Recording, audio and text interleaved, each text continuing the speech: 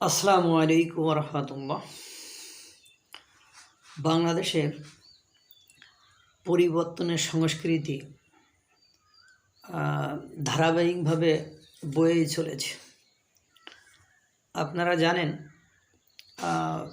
অন্তর্বর্তীকালীন সরকার আসার পর থেকে বঙ্গবন্ধু এবং তার পরিবারের নামের সকল স্থাপনার নাম পরিবর্তন হচ্ছে বা করছে। এর আগে আপনারা জানেন বঙ্গবন্ধু সেতু যমুনা সেতু হয়ে গেল, বঙ্গবন্ধু শেখ মুজিবুর রহমান টানেল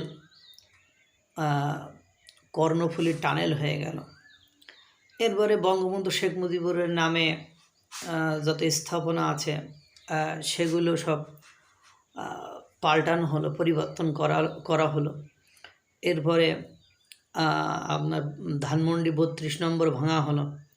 সর্বশেষ ছিল হলো আপনার বঙ্গবন্ধু স্যাটেলাইট 1, সেটাও পরিবর্তনের সিদ্ধান্ত হয়েছে। সেটা হবে বাংলাদেশ স্যাটেলাইট 1। একজন ব্যক্তি যিনি বাংলাদেশ স্বাধীন হওয়ার আগ মুহূর্ত পর্যন্ত বাংলাদেশের স্বাধীনতার জন্য গুরুত্বপূর্ণ ভূমিকা পালন করেছেন, সেই ব্যক্তির নামে একটা স্যাটেলাইট ছিল, সেটা পরিবর্তন করে সেটাও পরিবর্তন করা হলো। এর আগেই তো তার স্থাপনা, মোরাল, গ্রাফিতি সব কিছু ভাঙা হলো।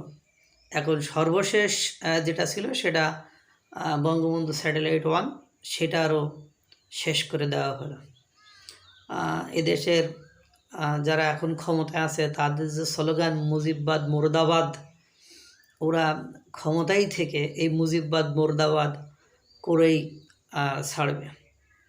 এই সংস্কৃতি থেকে আমরা যতদিন বের হতে না পারবো, এই পরিবর্তনের সংস্কৃতির কারণে কোটি কোটি টাকা ক্ষতি হয়। আমরা শুধু মনে করি যে বঙ্গবন্ধুর জায়গায় বাংলাদেশ লিখে দিয়েছে, এতেই এনাফ, কোনো ক্ষতি হয়নি। কিন্তু দেখা যায় এই বঙ্গবন্ধুর জায়গায় বাংলাদেশ শব্দটা ব্যবহার করার জন্য কোটি কোটি টাকা আপনার বাংলাদেশ ক্ষতিগ্রস্ত হলে, এবং যত প্রতিষ্ঠানের নাম এভাবে পরিবর্তন করা হয়, এই কোটি কোটি টাকা আমার আপনার জনগণের থেকে যায়। সরকার তো আর তার বাড়ি থেকে নিয়ে আসে না বা জমি বিক্রি করে নিয়ে আসে না। তা আমরা যেভাবে দেশের সংস্কৃতি চর্চা হচ্ছে, তাতে করে আমাদের আগামী প্রজন্ম আরও অনেক বেশি ক্ষতিগ্রস্ত হবে, আরও অনেক বেশি ঋণগ্রস্ত হবে। কারণ অকারণে এই হাজার হাজার কোটি টাকা